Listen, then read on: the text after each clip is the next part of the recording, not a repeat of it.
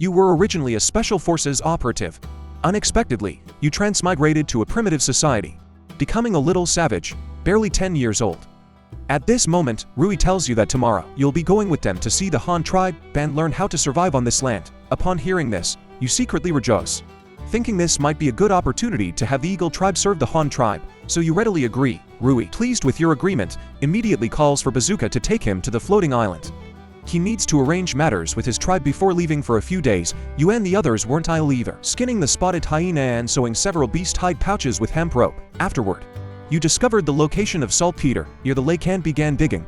This time, you'll take some saltpeter back to solve the Han tribe's urgent need for nitric acid raw material, and only a few pieces of iron ore back on the floating island. Rui told the tribe everything about meeting you, and he even showed them the bronze arrow you gave as a demonstration. The tribesmen were shocked, not expecting a tribe on the ground to be so powerful. Finally, Rui proposed the idea of visiting the Han tribe, to which the tribesmen, though hesitant, did not object. The next morning, you set off with Rui along the riverbank. At the same time, the cavalry you sent back earlier with the lacquer seeds had caught up with the returning main force. They brought back news of your scouting new mining areas, as well as new orders to plant the lacquer seeds as soon as they returned. By now, they had reached the mountainous area behind the Han tribe. Meanwhile, on the east side of the Han tribe, across the small river, the Chestnut tribe sent another 10 people to the Han tribe to search for their tribesmen who had been missing for several days. It turned out that the Chestnut tribe's leader, Maori, had threatened the Han tribe when he came to trade earlier. As a result, he was detained by Dachu, and this group was no exception. The Han tribe's Western Expeditionary Army returned in triumph, slaying 17 giant apes, capturing over 200 slaves, and bringing back new crops and the families of a small tribe. The tribe celebrated. The women were happy because their men returned safely, and the tribe had defended its territory. Dachu was also overjoyed. He had been worried about the dangers of facing so many giant apes, but now his worries were finally put to rest. The 30-plus members of the Chestnut tribe who had been detained were tied up and starved, given only a bowl of water each day, a tactic Dachu learned from you. The Chestnut tribe shaman knew that Maori's intentions were a bit rash, and he was very worried about this incident. He waited for 2 days. But instead of the tribesmen sent out to search, he was greeted by a team coming from the south. It was a team led by Yufu, with a mobile home pulled by 2 old oxen, and a group of black and white spotted piglets, looking quite peculiar. Yufu and his team were stopped by the Chestnut shaman, who thought they were from the Han tribe and asked if they had seen the Chestnut tribe's people. Yufu said that they were just friends of the Han tribe, and that these things were just traded for. The Chestnut shaman asked Yufu to help inquire about the tribe members' whereabouts. Yufu initially asked for 5 animal hides before agreeing to help, but later agreed after the Chestnut shaman gave him 2 hides as a deposit. Then, Yufu continued heading to the Han tribe with his team. The next day, the Han tribe's leaders decided to resume their previous work, focusing on farming and construction, leaving behind 20 to 30 people to guard the prisoners, leading a 20-man hunting party to hunt and patrol, and also to deliver the victory to the neighboring tribes, lifting the combat readiness alert. A logging team of hundreds went to the western lumberyard to cut down trees, and the women went out to gather food and building materials. The original construction team paused building houses and began farming, planting the second season of rice. On the 3rd day after the main force returned, you and your group walked along the river to the dark forest, which delighted you because the river was connected to the Han tribe's river, making travel much easier in the future, requiring only 1 more day to return to the Han tribe. Also on this day, in the afternoon, Yufu, who had been exploring for 2 months, arrived at the east side of the Han tribe's wooden bridge with 56 piglets. However, they encountered a problem because the wooden bridge didn't have proper railings, making it easy for the piglets to be pushed off. Fortunately, with the help of the women from the fishing team, the pig herd was driven across. Dachu, who had heard the news, also rushed to the bridge and was very happy to see so many piglets brought back by Yufu. Yufu said that these piglets were exchanged for white salt and pottery, and there were also 10 young girls specifically for raising pigs. He also brought back 2 types of plants, one a vine with large flowers, and the other a spherical plant with large leaves. But the spherical plants were fed to the pigs on the way, leaving only some seeds. Dachu asked Yufu what reward he wanted. Yufu said he wanted a house in the Han tribe. He wanted his tribesmen to spend the winter here, but he wouldn't join the Han tribe.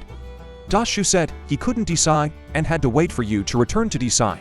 Yufu nodded, let his tribesmen settle down first, and went to the elders to visit the houses of the Han tribe.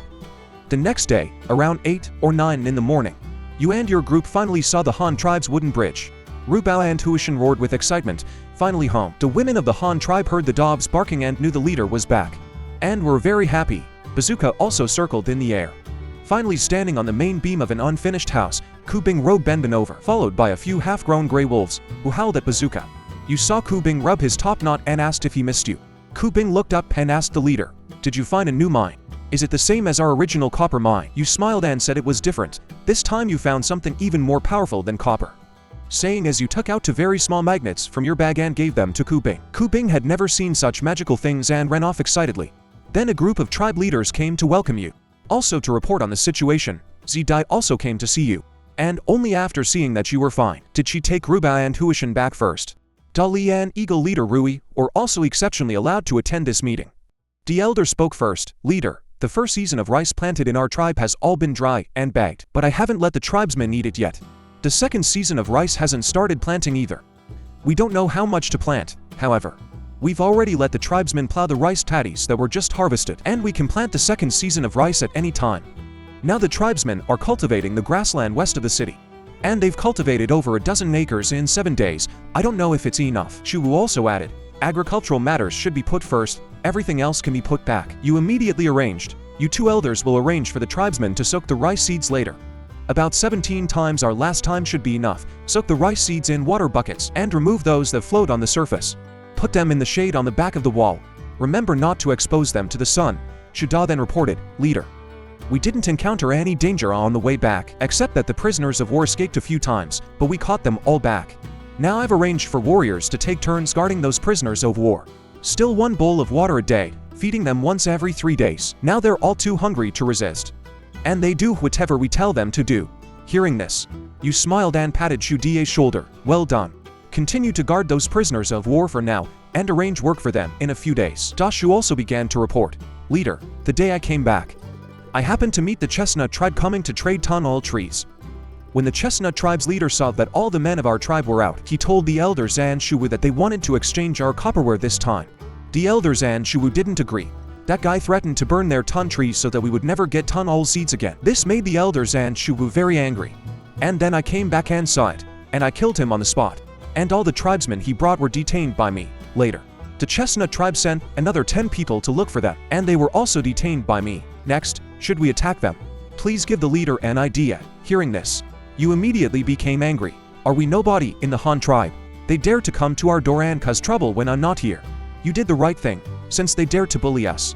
Then we have to return it. Tomorrow, Shuda will take 200 warriors over there and surround the Chestnut tribe, forcing them to surrender and join the Han tribe, or kill them. Also, take those people who were bought from the Chestnut tribe last year, and let them persuade them to surrender. If they still don't agree by then, don't say I didn't give them a chance to live. Shuda, you personally handle this matter. Remember to get them to surrender as much as possible and bring back more people." Dashu added, "There's another good thing. Yesterday, the Yufu tribe came back from the east. They found a tribe that can raise animals, and exchanged dozens of piglets for the white salt and pottery we gave them. Although they can't be used for work, they can be raised for meat, and the animal hides can also be used to make shoes. There are as many as 50 piglets, and there are also 6 adult pigs. Including for pregnant females, that guy Yufu also exchanged 10 girls from the other tribe, who are specifically for raising pigs. I've temporarily put those pigs in the pen, and how to raise them when they come back. It's up to the leader to arrange. By the way, that guy Yufu also brought back 2 kinds of plants. One is a vine with big flowers, brought back in pottery pots, said to be the things that the pigs love to eat. There is also a large-leaved spherical plant, but Yufu said that they fed all those they brought on the way to the pigs, and now there are only some seeds left." Hearing this, you said in surprise, "This is really good news. I'm going to personally see those pigs later." Yufu, have you given them some more white salt and pottery? We have to thank him properly this time. Dasha reply, "That guy hasn't left yet, but he took people to hunt on the east bank of the river early in the morning, and is expected to come back in the evening. As for the rewards and bonuses, I haven't given them yet. That guy Yufu doesn't want white salt and pottery either. He said he wants to live in our house this time, but he won't join the Han tribe. I couldn't agree to him, so I had to wait for the leader to come back and decide." Hearing this, you were a little surprised. If they don't join the Han tribe, it's impossible for you to let them live here. However, let's discuss this with that guy at night. After the meeting, you took the eagle leader Rui to visit the tribe. The prosperity of the Han tribe really shocked Rui. Look at the dazzling pottery. Almost everyone has one, and the tools and weapons made of surplus bronze are also everywhere. All kinds of vehicles are neatly parked, and the developed breeding and planting industries make Rui marvel. When he saw the women in the tribe skillfully weaving cloth with wooden machinery, Rui was even more surprised. You should know that their eagle tribe is still at the stage of making clothes and bags with animal hides. Rui curiously asked you, Han leader, can our eagle tribe also plant this kind of rice? You shook your head slightly and patiently explained. Planting is naturally possible, but planting rice requires a lot of fresh water. Your lakeside is all saline alkali land, and you can't grow it at all. To plant rice, you have to find open land near a water source. But such a place is really hard to find. Look at these two rivers in our tribe. They were all dug out by everyone shovel by shovel, which took a lot of effort. In the evening, Yufu came back from hunting. Carrying a plump little deer in his hand, he came to you happily, saying that he wanted to have dinner together. While eating, Yufu ate rice in big gulps and kept praising. This rice is really a rare thing. It tastes good and is filling. By the way, I have something I want to discuss with you. Our tribe has no fixed place to live, and we worry about winter every year. Do you think you can let us spend the winter here and give us a few houses to live in? You smiled after hearing this. Yufu, you also know that these houses are built by the hard work of the tribesmen, and I can't give them to you so easily unless you join our Han tribe, so that everyone works together, and the matter of the houses will naturally be easy to say. Yufu immediately looked embarrassed. Leader, I know you're doing this for our good, but the people of our Yu tribe like adventure and don't want to stay in one place all the time. You thought for a while and came up with a plan for him. How about this? If you join the tribe, I'll specially send a team of people to go out with you to venture out. Your women and children will stay in the tribe, which is both safe and convenient, and when you come back, there will be a safe place to rest. What do you think? Yufu thought what you said made sense, but he still had to discuss it with his tribe and give you an answer tomorrow. Seeing that there was hope, you immediately added, I have a new mission these 2 days, and I need to send people to a place a few days away to the north to get some important things. If you decide to join, you have to hurry up. Otherwise I can only let my own tribesmen go. Yufu nodded solemnly, guaranteeing that he would reply as soon as possible. Early the next morning, Shuda gathered 200 warriors and prepared to go to the Chestnut tribe. You stood solemnly in front of the team and said loudly, Tribesmen, the Chestnut tribe dared to provoke us before, and even threatened to burn the Tun Tree forest that we urgently needed. Their leader has already paid the price for his recklessness. But the Chestnut tribe, we must take it. Those important resources must be firmly in our own hands. Of course, I don't want to see too many casualties. After all, most of the people in the Chestnut tribe are innocent, so your mission this time is to try to force the Chestnut tribe to surrender and let them join our Han tribe. Whether you can bring back more people depends on your ability. I'll be waiting for you in the tribe to return in triumph. Shuda nodded firmly and led the team to set off in a mighty manner. As soon as things were arranged here, Yufu came in a hurry. With a happy face San said, Leader, I have discussed with the tribesmen, and they are all willing to join the Han tribe. Hearing this, you happily patted Yufu on the shoulder. From today onwards, the Yu tribe is the Yu clan of our Han tribe. These 2 days, you first take the tribesmen to walk around the tribe and see what kind of work everyone likes to do. In a few days, I will arrange specific tasks for you. Yufu curiously asked, Can the leader reveal what the task is? Of course. On the grassland north of our Han tribe, there is a group of horses with stripe patterns. About 300 heads. If we can catch them back, we can add a lot of livestock to the tribe, and it will be convenient for farming and transportation in the future. After arranging Yufu, you were busy making shackles for the slaves. These shackles are not easy to make. There are 9 parts in total, and the process is quite complicated. However, you were experienced and quickly designed the production process, and then handed it over to Da Zui's metallurgical team to take charge. After 2 days and 2 nights of hard work, the metallurgical team finally made 100 pairs of shackles. Then you asked people to bring the slaves over and put the shackles on them. These slaves had been detained for so long, and they were not getting enough to eat every day, and they were already too hungry to resist. Now, with these heavy shackles on, they could hardly move, and could only stay in place obediently, not daring to resist in the slightest. On the other hand, Shuda led the team, and they traveled quickly and soon arrived at the Chestnut tribe. They quickly surrounded the Chestnut tribe, and Shuda found the Chestnut shaman and seriously explained the whole story, making it clear that surrendering was the only way out.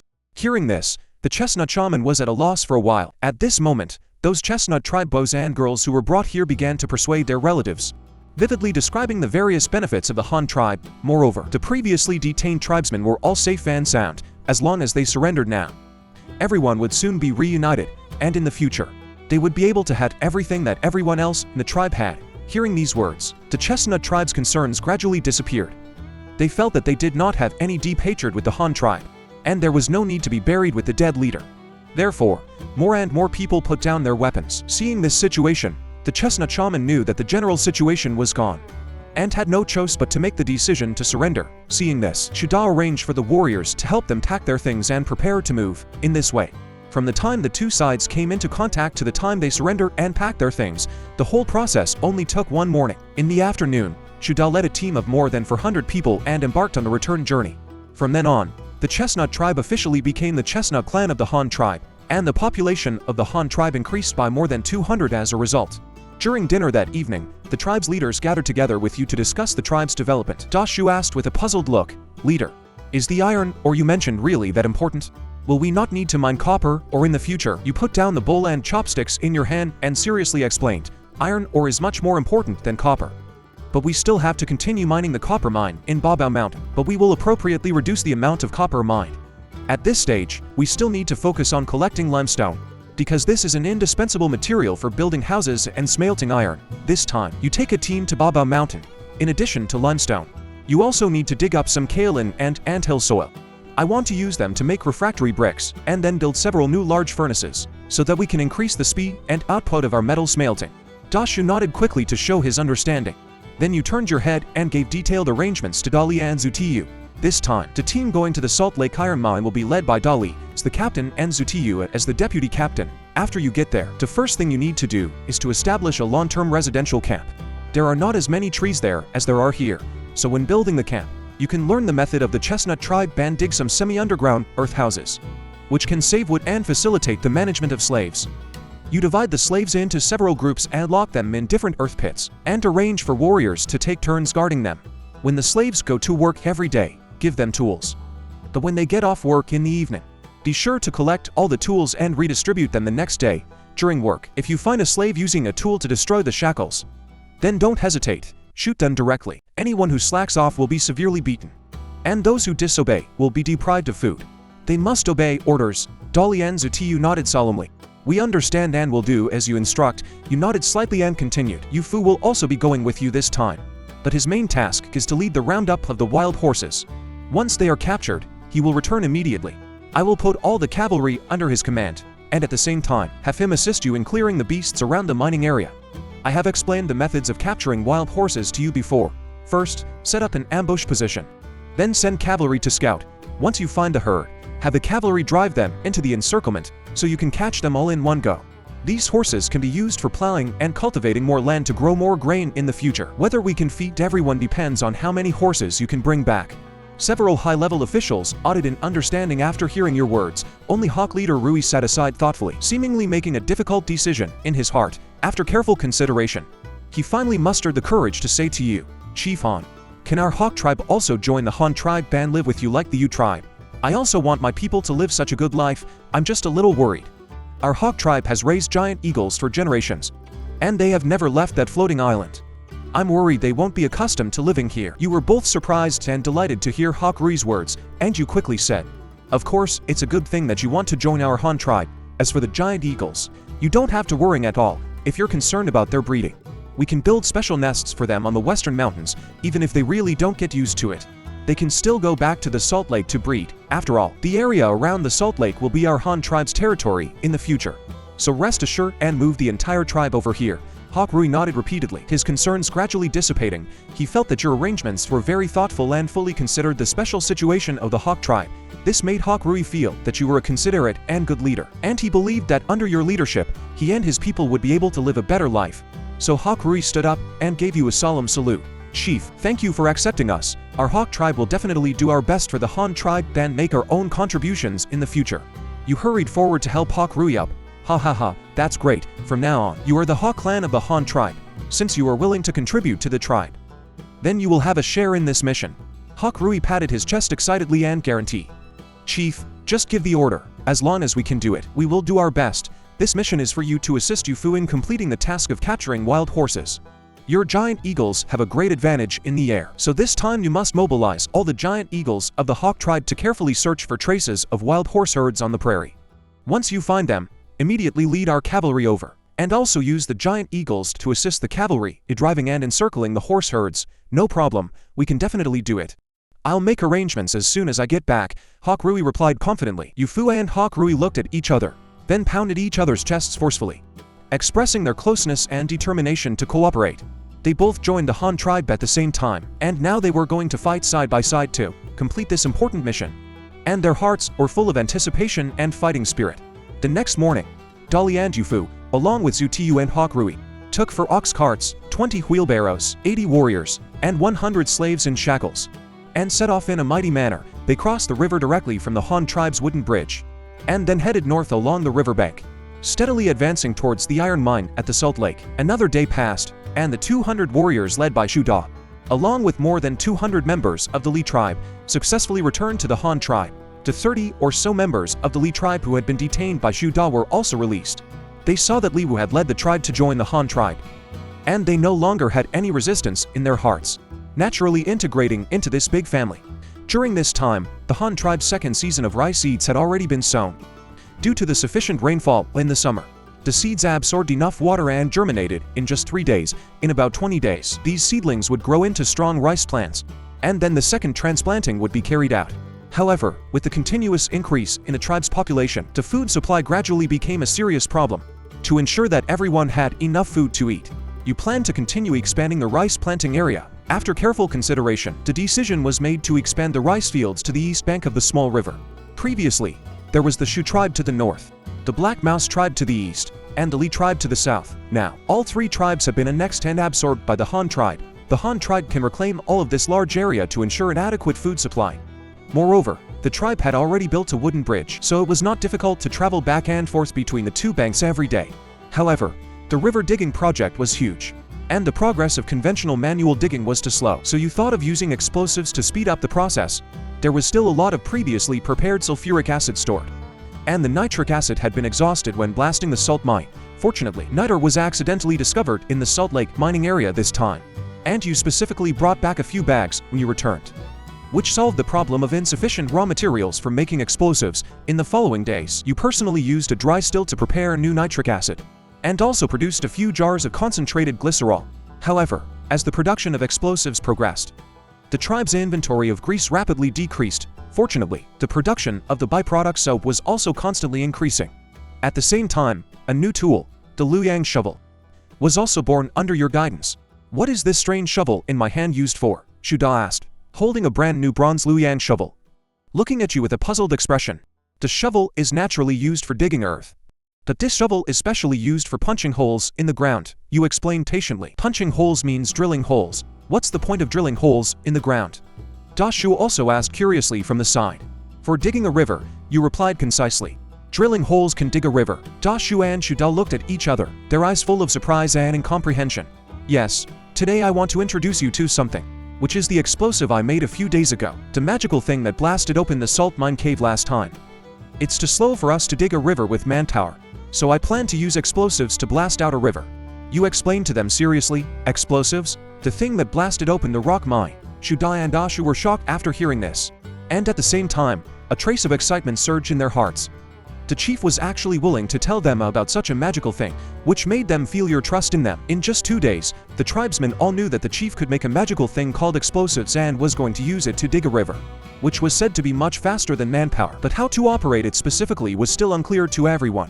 On the morning of the 3rd day after the news was made public, you had already brought Da Shu, Shu Da, and others to the opposite bank of the river, preparing to conduct experiments on the amount of explosives to use here. First, Shu Da used the Luoyang shovel to punch a hole vertically downward at the preset blasting point, with a hole diameter of 10 centimeters and a depth of 4 meters, using the scale on the wooden handle of the Luoyang shovel to accurately determine the depth.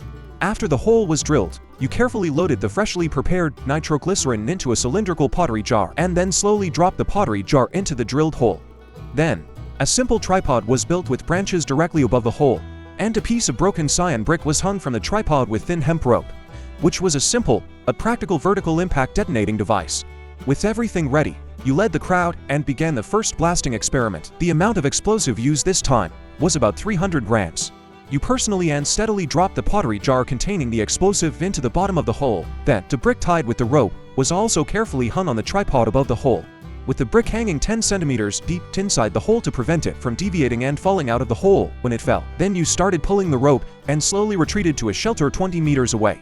This shelter was a trench-shaped pit dug in advance by Da Shu, and several people were already lying inside, revealing only their heads, nervously watching you walk over. Then you handed the thin hemp rope in your hand to Shuda, asking him to be responsible for detonating it. Shuda was shocked when he heard this.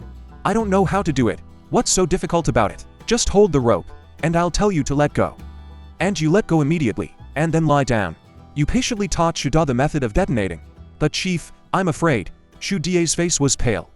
His hands were tightly holding the rope, and his body was trembling slightly. What are you afraid of, you big man?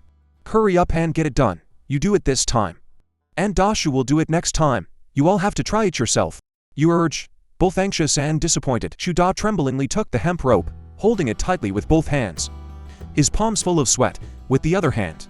He kept wiping the sweat constantly oozing from his forehead. Okay, everyone lie down. Shuda, listen to my command. I'll count 123. And when you hear 3, let go. Yes, yes, I understand. Shuda replied in a trembling voice, staring intently, not daring to breathe. 123. The moment he heard you shout 3, Shuda's tense nerves instantly collapsed, and he subconsciously let go. Immediately afterward, the brick hanging at the top of the hole fell straight down the vertical hole at high speed, precisely hitting the pottery jar placed at the bottom. With a loud bang, the pottery jar shattered instantly, and the nitroglycerin inside detonated instantly due to the violent impact. In an instant, countless amounts of soil, like a celestial maiden scattering flowers, flew high in all directions. The ground centered on the hole was blasted into a huge crater more than 3 meters in diameter and 2 meters deep. You took the lead in raising your head, shaking off the soil on your head, and then called the people next to you to go over and take a look.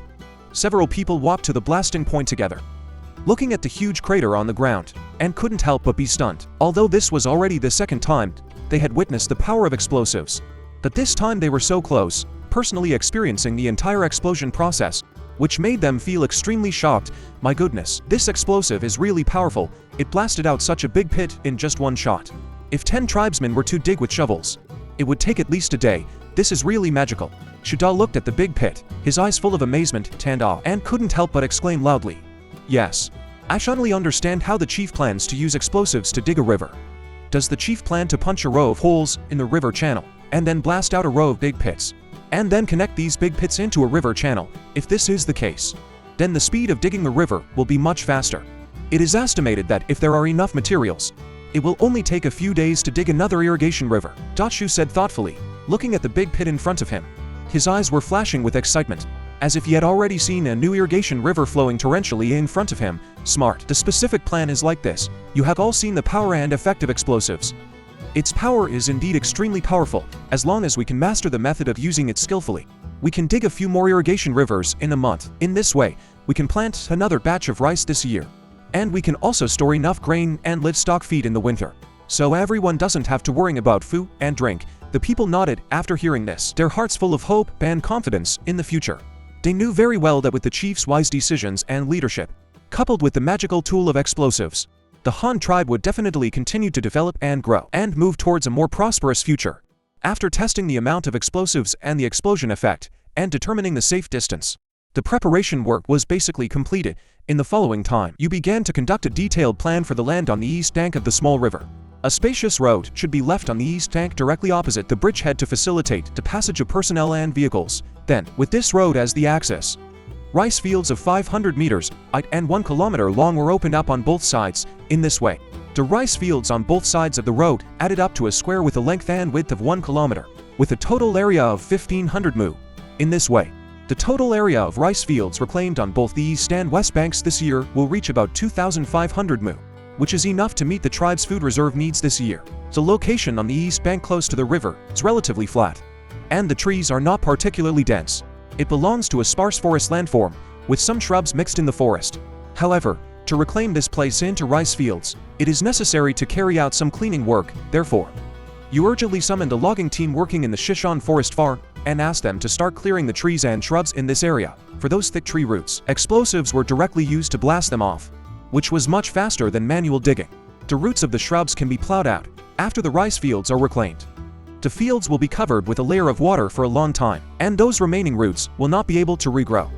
While the logging team was clearing the ground, Dashu was also asked to lead people to start blasting operations on the moat on the west bank first. The excavation of the moat can not only play an important role in protecting the city, but also provide sufficient water for the land on the west side of the city. making it convenient to open up a vegetable garden on the grassland on the west side, planting various vegetables and enriching the tribe's food variety. On the river channel of the moat, Shuda led several people to carefully punch holes with the Luyang shovel, punching a section every 4 meters after a day of hard work. A total of 50 holes were dug, covering a range of 200 meters. The next day, you personally prepared the explosives and carefully placed them at the bottom of the holes. Dashu led people to quickly dig some simple shelters. Shuda also led people to set up the detonating device. The elder Anshu had notified the tribesmen in advance, asking everyone to stay away from the blasting site to ensure safety. With everything ready, you called 50 tribesmen and prepared to detonate the blasting points at the same time. 50 people pulled the detonating ropes and lay in simple shelters 30 meters away. To ensure the accurate transmission of the signal, the method of sending signals was changed from shouting with the mouth in the past to drumming. You asked people to move the cowhide drum made before to 50 meters behind the shelter. This time it was agreed to use 3 drum beats as a signal. Upon hearing the 3 drum beats, all the detonators in front simultaneously released the ropes in their hands. A thrilling prehistoric explosion, like a dragon turning over, was thus kicked off. The next moment, there was a rumbling sound. The western half of the Moat River channel on the south side of the city instantly rose a soul dragon that was more than 200 meters long, just like a dragon breaking out of the ground. The magnitude of the momentum made everyone who saw it tremble with fear. The livestock of the entire Han tribe, led by Grey Mountain and Rora, were all frightened by the sudden loud noise and vibration, and prostrated on the ground, not daring to make a single cry. But the scene after the explosion made people feel extremely excited. The smoke and soul gradually dissipated, and a deep ditch of 200 meters long appeared on the original ground. The river channel that originally required dozens of people to spend several weeks to dig was now formed instantly under the power of explosives, as long as it was slightly repaired. It could be directly diverted into. After the explosion, Shuda quickly led those slaves to start working again. They carefully collected the soil that flew to the surrounding area with wheelbarrows and then piled it in the city, preparing to use it to build rammed earth walls in the future. The Han tribe also officially entered the stage of large-scale construction. Moreover, due to the addition of the Li tribe and the 2 tribes that came to surrender during the previous Western expedition, the labor force was greatly supplemented. You seized this opportunity to reorganize the construction team, specializing in building houses, and this time, it was directly expanded to 30 house-building groups, which could build 30 rough houses at the same time, greatly improving the speed of house construction. Ordinary tribesmen were enthusiastically building houses in the city. The slaves were desperately digging rivers on the outskirts of the city. All the work was proceeding in an orderly manner, and the entire tribe presented a busy and vibrant scene. The mining team, which had been out for many days, also sent good news after they successfully arrived in the Salt Lake area. They quickly launched their work. First, a strong camp was established near the Salt Lake. At the same time, Yufu also led the cavalry and all the warriors of the Hawk tribe to launch large-scale hunting operations in the surrounding area, eliminating the ferocious beasts one by one to ensure the smooth progress of the mining work that followed. In the following time, Dalian Zutiyu began to lead the slaves to fully mine the magnetite ore. Carts of magnetite were continuously mined and transported to the riverside to be piled up, and then transported to the Han tribe by water through wooden boats. Yufu and Yingrui on the other side also began to get busy, first selecting a place to make traps. Then the cavalry and Hawk tribe warriors drove the herds of horses into the traps. Everything was proceeding in an orderly manner. But the other tribes living on this land were living in dire straits, especially those tribes that had traded with the Han tribe during the Spring Festival. Several months have passed, and the pottery and white salt of the Han tribe were very popular among the tribes. The white salt was consumed too quickly, especially in summer, when people sweat a lot. The consumption of white salt became even more rapid, and the tribes thus returned to the era of salt scarcity once again. But after they got used to white salt, suddenly stopping its supply was really a bit unbearable, so some tribes had the idea of finding the Han tribe, wanting to trade some white salt back with them again. The first to take action was the Cha tribe located in the Rumming Water Valley. Their population is about 400 people, mainly living by fishing, and their food source is relatively stable and sufficient. But because of the large population, the Cha tribe's white salt consumption speed is much faster than other tribes. Now, in the entire Cha tribe, only those important laborers can get a little white salt every other day, barely allowing them to taste the saltiness in their mouths. But even so, the white salt reserve still cannot last until the vernal equinox next year. Cha tribe leader Jian saw this and was anxious, feeling that this could not go on, and he had to find a way to find the Han tribe. At this time, the tribe's elder made a suggestion, saying that going alone was too dangerous. So why not pull a few more tribes together, as there is strength in numbers, and they can take care of each other on the road. Cha tribe leader Jian thought this was a good idea after hearing it. So he rushed to the Shang tribe 2 days away without stopping. The Shang tribe lives in the mountains and is a tribe that purely lives by hunting, Every man, woman, and child in the tribe is a brave warrior, but their situation was not much better. When Shang tribe leader Han heard Cha tribe leader's intention, he immediately agreed to go together without thinking. After all, his tribe's salt was also running out. But as they were about to set off, the two leaders were in trouble. They only knew the approximate direction of the Han tribe, but they didn't know their specific location, so the two leaders decided to go to Running Water Valley first, and then follow the direction in which the Han tribe left. All the way to search, as the Han tribe brought a lot of things, and there would definitely be some traces left on the road. However, the Shan tribe leader began to worrying about the issue of exchanging salt again. What do we use to exchange? Cha tribe leader Jian seemed to have been prepared for this, and he said calmly, the Han tribe has already exchanged white salt for many people before, and they probably won't use population for trade now, this time. He plans to send 10 warriors and 5 young women, and bring some animal skins to exchange. If the Han tribe still uses population to exchange, then exchange 5 people first, and then slowly think of a way for the rest. After hearing this, Shan tribe leader Han thought about the situation of his tribe. His tribe has few people, so he can only send 10 warriors and bring some animal skins. So the two hit it off and set off immediately after discussing it. Along the way, they also continued to win over other tribes to join. And soon the team became bigger and bigger like a snowball. When they arrived at Running Water Valley, the team had grown to 7 tribes, with a total of 85 people. After resting in Running Water Valley for a day, 5 more tribes joined, and the number of people in the team directly exceeded 100. Everyone gathered together, and after discussing it one after another, they set off towards the northeast of Running Water Valley. Along the way, they really found the marks left by the Han tribe, and everyone moved forward along the marks. A few days later, they encountered the Shi tribe. The Shi tribe's hunting team initially saw them from a distance and thought that a large tribe had sent them to attack, and they were very frightened. Later, after a closer look, they recognized a few familiar faces who had participated in the spring gathering. Seeing this situation, the leader of the Cha tribe quickly stepped forward to inquire whether the Shi tribe knew where the Han tribe was. The leader of the Shi tribe frowned and thought for a while, saying that he was not very clear, that the Bian tribe had a good relationship with the Han tribe, so they should know. So the Han-seeking team followed the Shi tribe to find the Bian tribe. When they finally arrived at the location, everyone was stunned. They saw that the men of the Bian tribe had their hair tied up, which was very different from before. The warriors of the Bian tribe saw these uninvited guests and all became vigilant with spears in their hands. The leader of the Cha tribe quickly stepped forward to explain that these people were members of the tribes who had participated in this year's spring gathering, and they wanted to find the Han tribe to do business. Then the Bian tribe warrior proudly said that their tribe had joined the Han tribe as a whole. Although they had not moved there yet, the main tribe was building houses for them. As soon as the leader of the Cha tribe heard this, he hurriedly asked if he could take them to the Han tribe. The Bian tribe warrior frowned slightly and said that he had to ask the leader first, and did not forget to remind them that the Han tribe had set up many traps in front, and it would be easy to have accidents if no one led them. Soon Chang received the news, but he didn't dare to make decisions without authorization, so he asked the warrior to find the hunting patrol team of the Han tribe again and let them convey the message to you. While the Han-seeking team was invited to the Bian tribe to rest temporarily, in the Bian tribe, the large hemp field and the exquisite hemp bags made by the women with hemp cloth made everyone marvel. Chan looked at everyone's surprised expressions and told the leader of the Shi tribe that the reason why they were willing to join the Han tribe was that the Han leader was so amazing that he had created tools that made weaving easier. Moreover, the pottery and white salt given by the Han tribe were too much to use up. More importantly, if they encountered enemies, the Han leader would send warriors to help guard them. After everyone rested in the Bian tribe for a day, the hunting patrol team of the Han tribe finally came and told you about the tribe's cunning to exchange salt. That night, you summoned several high-level people to discuss this matter together. Shuda took the lead and said he thinks it's still possible to continue to exchange salt for people.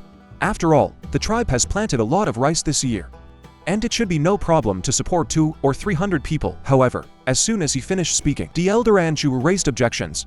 The elder said worriedly that the tribe had enough new members this year, and everyone was busy building houses, and winter was coming soon. The tribe didn't have many animal skins stored.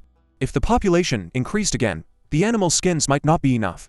So they suggested exchanging white salt for some animal skins. You listened to their arguments, sitting quietly beside them, but fell into deep thought. After a while, Shuda reached out and waved in front of your eyes. Leader, what were you thinking just now? Are we still going to exchange those white salts for people? Only then did you come back to your senses. I've thought about this problem carefully, and we can indeed not use population to exchange for the time being. Have you noticed a problem this time? These people actually formed a team spontaneously. We have to be careful if we continue to trade with population, causing these tribes to be dissatisfied, and they gather a large army to attack us in the future. That would be troublesome, so it's better to directly use white salt to exchange for some other things with them. As the elder said, animal skins are very good. Everyone listened to your analysis and felt that it made sense. And they all nodded in agreement. But who knew that as soon as everyone finished nodding, they turned their heads and found that you were lost in thought again. Shuda couldn't help but ask again, "Leader, what are you still thinking about? Is there anything more important than this?" You raised your head, looking at everyone with firm eyes. "I plan to announce the method of planting crops and the seeds, so that the tribes that come to exchange salt can also learn to grow food." As soon as you said this, everyone's eyes widened in surprise. Giving the technology to other tribes isn't that cultivating competitors, but you smiled faintly and said your thoughts on this vast continent. Although the Han tribe has some advantages now, if we want to truly dominate the continent, we can't just think about ourselves. As long as we spread the planting technology, agricultural tribes will spring up like mushrooms after a rain. At that time, wherever food is grown, people will remember that the Han tribe taught them, and they will know that the Han tribe has a leader like a god. And even if other tribes learn to farm, they are just reclaiming wasteland for the Han tribe. And the Han tribe has advanced technology such as metallurgy, and also has armor and long knives. Facing those tribes who have just learned to farm, they are not qualified to be our opponents at all. Your words made Shuda, the elder, and Shupo stunned. This was the first time they had heard you express your ambition to conquer the continent so bluntly. In Shudie's heart, a feeling of excitement surged, and he felt that if the Han tribe could really complete this, it would be an unparalleled honor. However, Shu Wuan the elder preferred to develop the tribe steadily, and felt that being able to lead their tribesmen to become better and better was already satisfying. They did not really agree with your idea, but you also had a way to persuade these two old guys. You told them earnestly, "We have the power that others envy. So we can't just seek our own comfort, even if there is conquest in the future. It is to allow more people to live the same good lives as us. To some extent, this can also be considered helping them, and conquest doesn't necessarily have to rely on fighting and killing.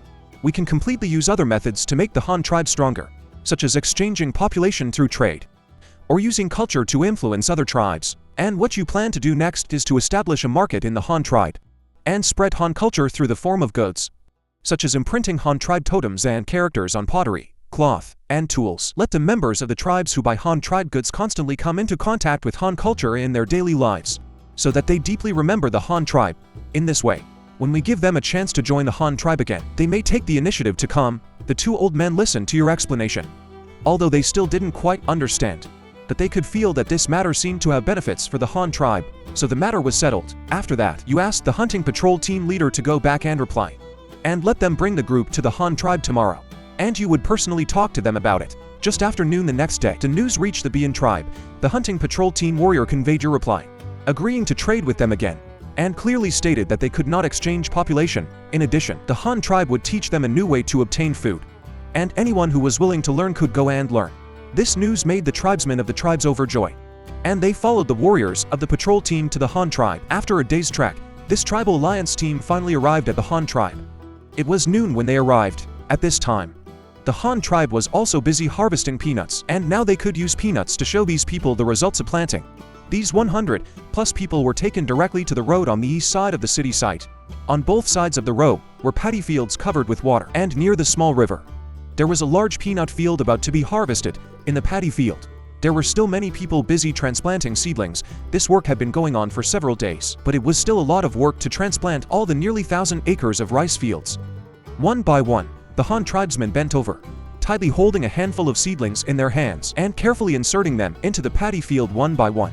This scene made the 100 people standing on the road confused and full of doubts. A tribesman from the Cha tribe couldn't help but ask his companion next to him, "What are they doing? Why don't they go hunting or collect food, but insert grass into the water here?" The companion who was asked was also at a loss, shaking his head and saying that he didn't know either. "I'm still wondering why they brought us here. Why haven't they exchanged white salt with us yet?" For a while, the voices of discussion rose one after another in the team, some complaining, some curious, and some carefully observing, trying to find the answer. At this moment, a crisp applause attracted everyone's attention. You, wearing a copper helmet, and two elders walked over with a dozen young people. These dozen young people were all exchanged from the tribes at the spring gathering. Now you brought them here to act as temporary translators. When everyone saw you appear, they immediately became quiet and focused their attention on this young leader. You smiled, glanced at everyone, and then slowly said, "I know that you are all here to exchange white salt. Don't worry, the Han tribe has enough white salt to supply you for exchange. Don't worry.